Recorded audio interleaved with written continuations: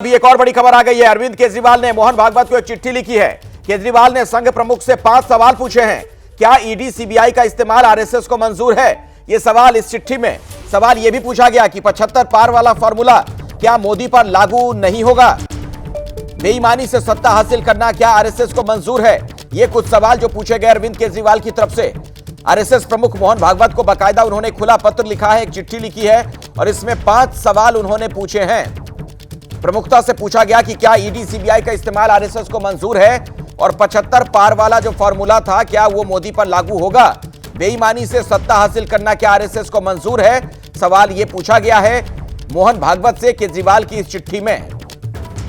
हमारे साथ दीपक रावत हमारे सहयोगी जुड़ गए इसी खबर पर। दीपक, ये जो सवाल पूछे गए हैं आम आदमी पार्टी की तरफ से, केजरीवाल की तरफ से, मकसद क्या नजर आ रहा है? इसके पीछे की क्या राजनीति आपको दिख रही है? इनसाइड स्टोरी क्या है?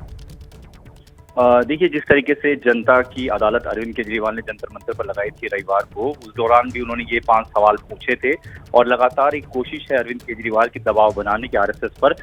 ये अरविंद केजरीवाल सीधे तौर पर जानते हैं कि अगर वो आरएसएस पर सवाल उठाते हैं तो बीजेपी पर सीधा निशाना डालने से अच्छा एक तरीके से आरएसएस पर दबाव बनाकर और बीजेपी से सवाल पूछा जा सकता है, क्योंकि सबको ये जानकारी है और ये समझ है कि अगर बीजेपी के लिए कोई कैडर जमीन पर काम करता है वो आरएसएस का कैडर ही है।